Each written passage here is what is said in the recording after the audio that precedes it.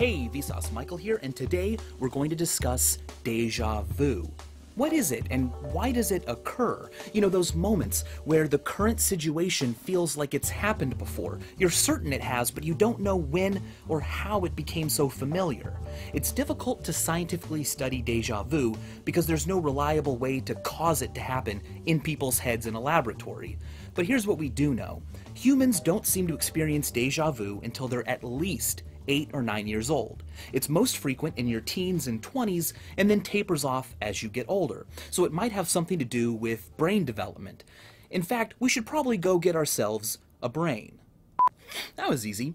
Now, like a stomach ache, déjà vu may be a symptom with many possible causes. A lot of the popular theories about what causes it involve a disconnect that may be occurring between the deep structures of the brain that process our experiences unconsciously and the parts of the brain that are conscious of what we experience, process it, and then tell us what we're seeing. For the sake of simplicity, let's begin with the visual system. Now, the brain sits in your head like this, and your eyeballs are over here seeing things, sending that signal to the back of the brain, the occipital lobe, where visual cortex is. That's where the image is processed and we become aware of what we're seeing. But visual cortex isn't the first stop that information makes.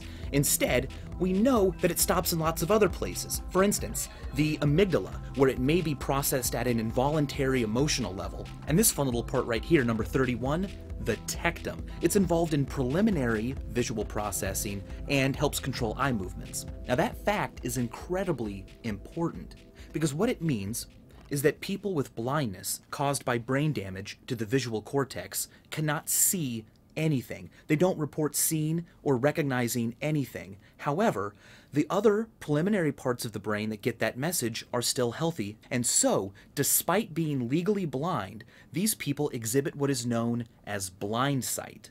They can defy all odds and avoid an obstacle course on the ground. They can also be presented faces showing joy or anxiety and fear, and feel, without knowing why at all on earth they feel that way, a similar emotion.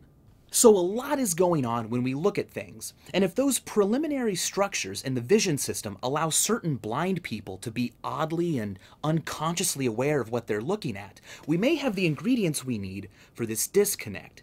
Think of it this way. If I experience event A and then B and then C, and the inner parts of my brain commit it to memory and generate an emotional response, but then a fraction of a second later, out of sync, my visual cortex finally gets around to telling me, the conscious aware part of my brain, what I'm seeing, it'll say, okay guys, we're looking at A and then B, and the brain says, whoa, wait, and then C, right? I mean, that's already happened, I thought. And that may be déjà vu. But what could cause these processes, dealing with the same information, to get temporarily out of sync like that?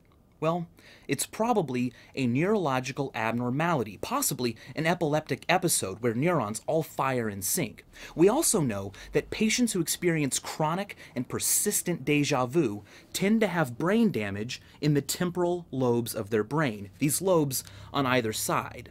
Well, that sounds kind of bad, right? I mean, when I experience déjà vu, should I run to the doctor right away? Well, not at all. In fact, minor epileptic events are quite common. You've probably experienced a similar phenomenon known as a hypnagogic jerk. That's a fancy name for what occurs when you're about to fall asleep, and then all of a sudden you feel like you're falling or that you tripped and your body jolts itself awake. What's going on there is that as you fall asleep, your muscles relax, and some part of your brain that's still awake notices that and feels like you're no longer supported. You must be falling, and it sends out a huge signal that causes all of your muscles to twitch, waking you up. Oh, and déjà vu is not the only vu out there. There's also something known as presque vu, or tip of the tongue. And this is what happens when you're familiar with something, you know it, but for the life of you, at that moment, you cannot recall it. It's like, what's that actor's name from that movie? I've seen it 18 times. How can I not remember it? Wow! One explanation of how that happens is that other words similar to the target word are being remembered, and to help you out, your brain is actively blocking other stuff around it, including the word you're actually looking for. Now, this explanation is really nice because it might help explain why presque vous has a shared or social aspect. Even a bunch of people in a group, all with separate brains, if they're given the same blocking words that are related, no one in the group can come up with the name until the subject is changed and those words are no longer blocked, and then all of a sudden someone goes, oh, Gary Sinise, that's who it was. Yep, there you go. Okay, finally, jamais vu. This is when something that you know, something that you're familiar with, all of a sudden seems brand new and bizarre. Schizophrenic patients will sometimes see people they know and insist that it's not the person they know. Instead, it's an imposter. But all of us have probably experienced jamais vu to a certain extent. For instance, when you repeat a word over and over and over and over and over and over again, the word starts to lose its meaning, and you start to think, how is this even a word? It's so weird.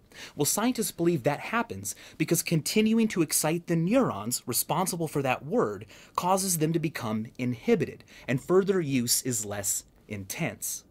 It's just crazy to think that there's so much out there in the world, in the universe, that we don't know, that we don't understand, that we haven't yet discovered. But yet that very feeling of familiarity for what we do know can't always be trusted. About the only constant seems to be, as always, thanks for watching.